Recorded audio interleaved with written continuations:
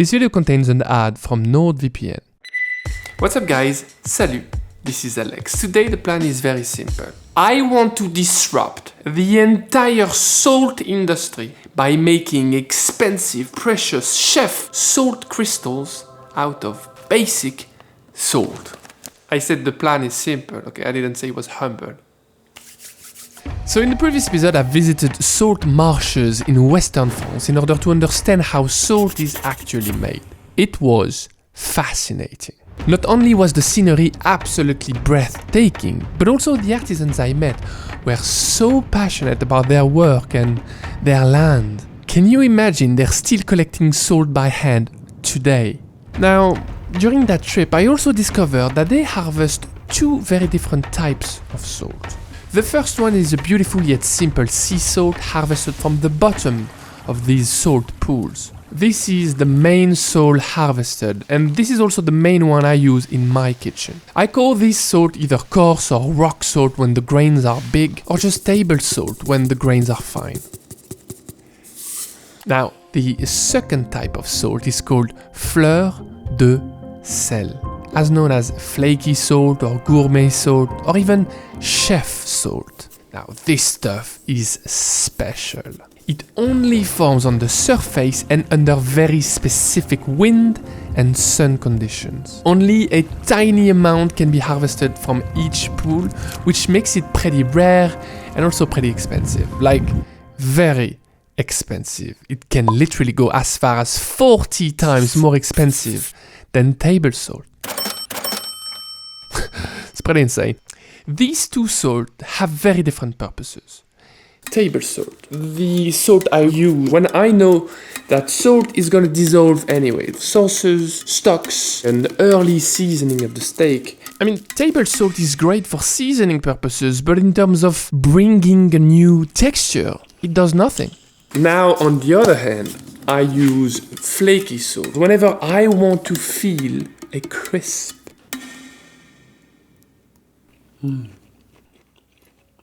This is good. One tiny sprinkle and a world of differences. Both valuable, but both for different reasons. Immediately you can tell that flaky salt is coarser than table salt. However, table salt can be as coarse as this bad boy, coarse salt or rock salt. Inexpensive coarse salt and expensive flaky or chef salt look very similar, but trust me, they're not the same thing.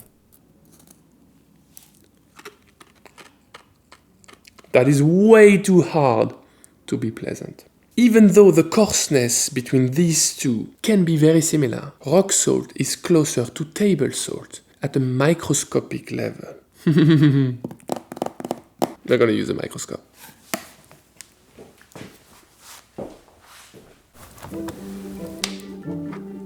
It's that weird that I'm very excited to look at salt with a microscope. Because I am. Oh man. This is table salt. They are like super tiny. Solid crystals, crushed in a very irregular way. They don't seem to be hollow, they seem to be full, solid. Okay, let's move on to rock salt. Wow, this is crazy. Salt crystallizes in a square pattern, almost like a perfect cube. I don't know, it blows my mind. I guess it's pretty easy to imagine biting into a solid cube made out of salt is not gonna be a pleasant experience, especially considering the size, 2.5 millimeters maybe? I mean, that shape is absolutely spectacular. Now this is flaky salt or gourmet salt. Flaky salt, when you look under the lens of a microscope, look like a beautiful four-sides pyramid. Nature never ceases to amaze me. This is gonna be way easier to break with your teeth because it's hollow. This is gonna create a very ephemeral experience in your mouth. I feel like God at the moment playing with life. So that's the difference between, on one side, table salt and rock salt, and this fragile, delicate flake of salt. I want to try and make this, or even, you know what, make a better version of this. Am I stupid? I mean, you know me, I'm always up for a little challenge, right? So, This is the salt I have brought back from the salt marshes. This is coarse, solid cubes of salt. I want to turn it into beautiful, delicate pyramids of salt. I want to turn it into chef salt. So I'm gonna go with 500 milliliters of water, 165 grams of salt.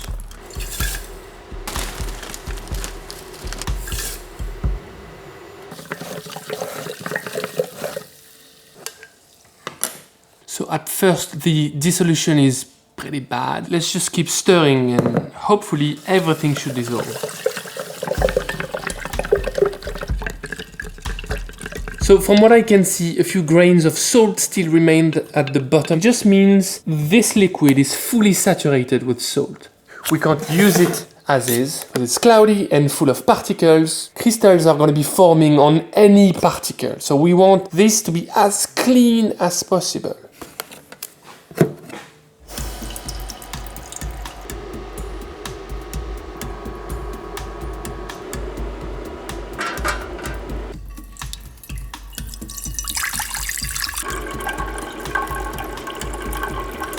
So by heating up that glass container and the liquid inside at a very gentle heat, 70 degrees Celsius, that's 160 Fahrenheit, we are basically mimicking what nature does. As the water evaporates, the salt doesn't, and so the concentration of salt in the remaining liquid increases.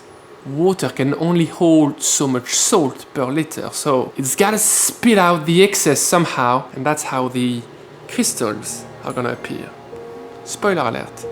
It is pretty magical. Okay, and now a quick ad from our sponsor, NordVPN. A VPN is in my eyes the best way to protect my work and my personal data from any type of cyber attack when I travel. Because when I film abroad, I always need to connect to a public Wi-Fi and to send, my team all the dailies. We know how it works. An internet pirate can always hide behind what you think looks safe, like a free cafe Wi-Fi trap.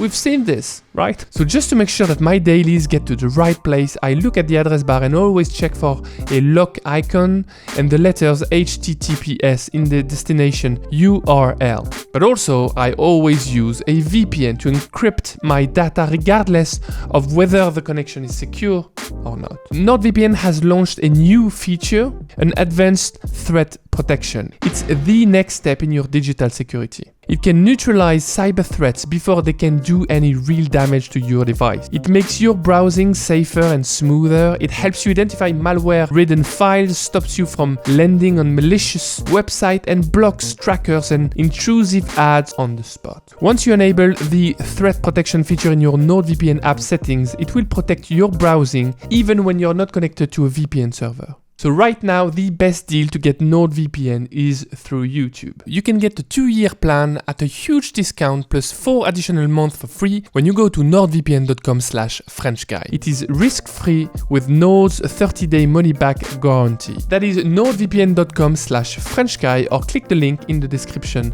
below. Thank you, Nord, for sponsoring this video.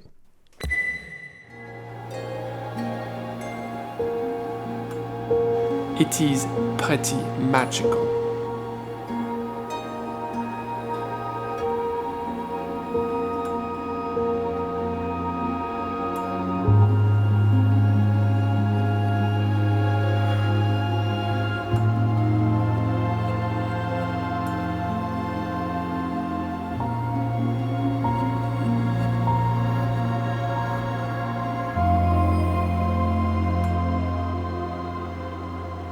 In case you're wondering, salt doesn't float, but these crystals do. How is that possible? It's crazy, it's magical. I have to talk about this.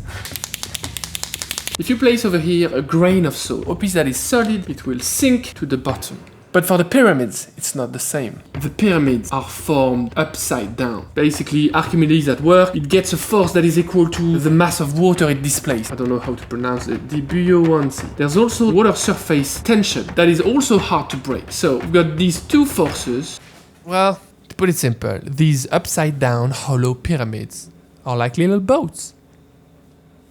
So I need a way to harvest these crystals from the surface of the water. Now, I found out in the last episode that they use a very specific tool in the salt marshes, and it is called a loose. It's some sort of a box-shaped sieve, right?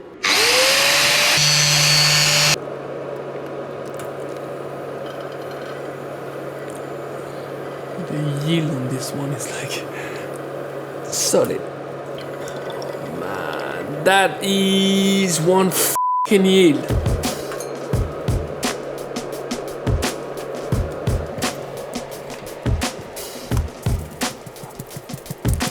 Right now I'm pretty happy with what I'm seeing. Just made salt. What do you want? I don't know, I'm just happy. I just made salt. It feels like I'm the creator now. Now I make salt.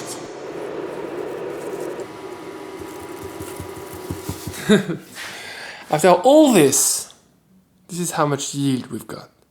These are the medium-sized crystals, which are, for most of them, bigger than what you saw earlier on. These are massive. And yet, they're not biggest, because I've also made another selection of the biggest, naughtiest flakes that I was able to produce. Right here, you've got only beast. I'm gonna try not to breathe too hard. Look at the size of these monsters. It's almost like a sculpture on its own.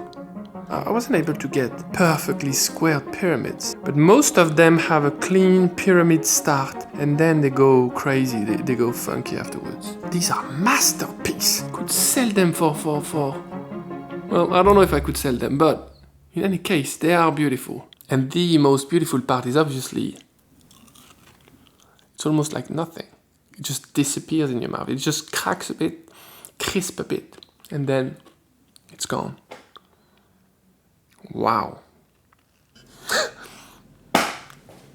So we've got a glorious 66 grams of gourmet salt that we've made right here in this studio, and just done the math. The amount of salt that I use is worth anywhere from 30 to 60 cents. This is worth anything from $2 all the way to $3.